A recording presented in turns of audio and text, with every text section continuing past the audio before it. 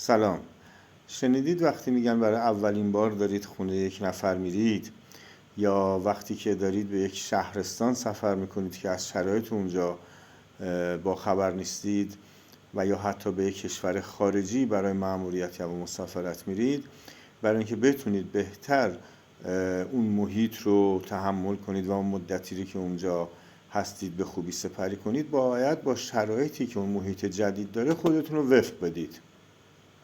یعنی مدل غذا خوردنشون، مدل رفت آمدشون و کلا سبک زندگی که دارن. و شما به عنوان یک نفر نمیتونی برای اون چند روزی که اونجا هستی شرایط اون کل رو تغییر بدی. این توی جز هستی که باید شرایط تو تغییر بدی. درسته؟ حالا در دنیای امروز که چند وقتیه، چند سالیه که هممون الان داریم به خوبی میبینیم، با اومدن تکنولوژی های جدید، سیستم های مجازی، سیستم های هوشمند، کلاً مدل زندگی تغییر کرده. و از اونجایی هم که انسان مانند هر موجود دیگه‌ای با تغییر کردن مخالفت میکنه، این خواست روزگار برای رو به جلو رفتن و خواست بشر برای مقاومت کردن باعث این اختلاف فاز شده، و این اختلاف فاز مردم رو میرنجونه و مردم اذیت میشن و مشکلاتی واسهشون پیش میاد. خب آیا بهتر نیستش که مثل همون موقعی که داریم میریم یک محل جدید، یک مسافرت، یک شهر جدید، یک کشور جدید، ما خودمون رو با اون شرایط جدید وفق بدیم؟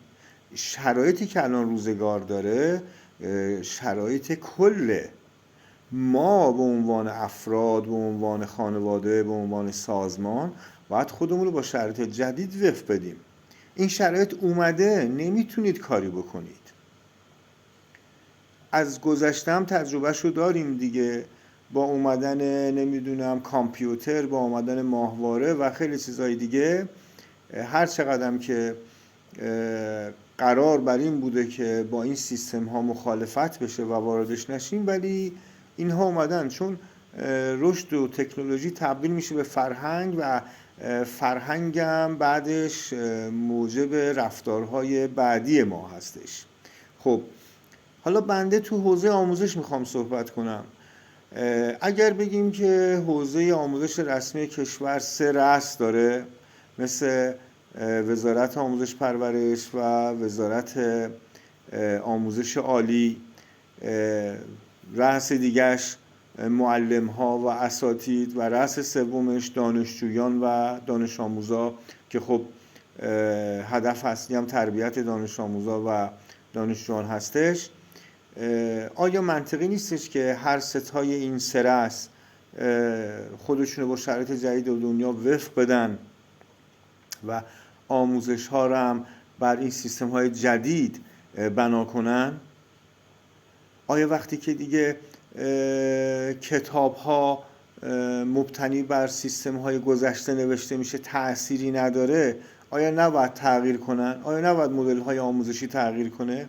جالب اینجاست که تو این موضوع بچه های ما، دانش آموزای ما، دانشجوهای ما اینو پذیرفتن، تغییر کردن، زندگیشون مدل جدید شده، خیلی بهتر از ما با کامپیوتر و موبایل و اینجور سیستم ها کار میکنن.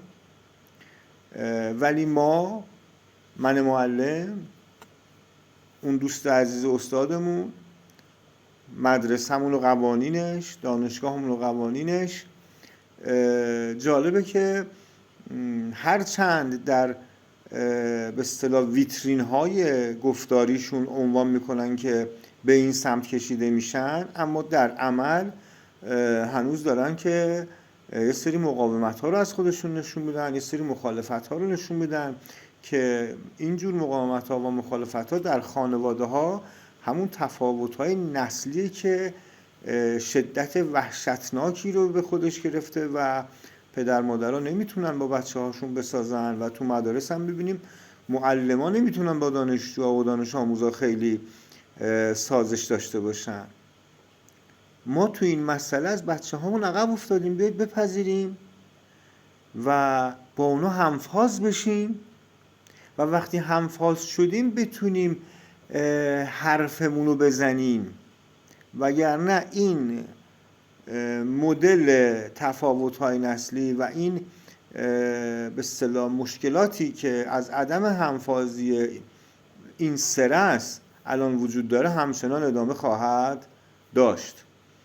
و جالب اینجاست که ما آخر سر از دانش آموز و دانشجومون توقع رشد و پیشرفت داریم، در حالی که خودمون بزرگترین عامل مقاومت کننده در برابر این رشد و پیشرفت هستیم.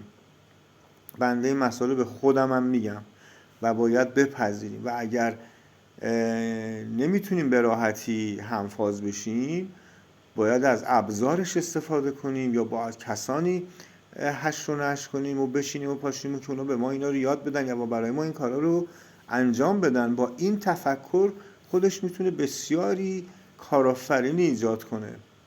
به امید روزهای بهتر واسه شما دانش آموزان.